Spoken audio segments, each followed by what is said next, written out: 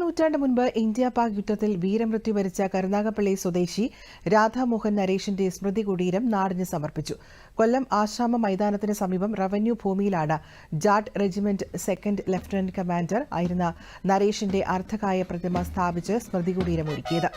നരേഷിന്റെ ബന്ധുക്കളും സൈനിക ഉദ്യോഗസ്ഥരും ചേർന്ന് പ്രതിമ അനാച്ഛാദനം ചെയ്തു. സൈനിക ഉദ്യോഗസ്ഥർ പുഷ്പചക്രം സമർപ്പിച്ചു.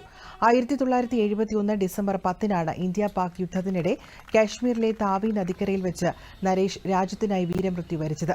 തന്ത്രപ്രധാനമായ ഘട്ടത്തിൽ ധീരതയോടെ സേനയെ നയിച്ച നരേഷ് ഓരോ ഭാരതീയനും അഭിമാനവും ആത്മധൈര്യവും പകരുമെന്ന് Thiruvananthapuram Pangode military station commander Saleem MP പറഞ്ഞു.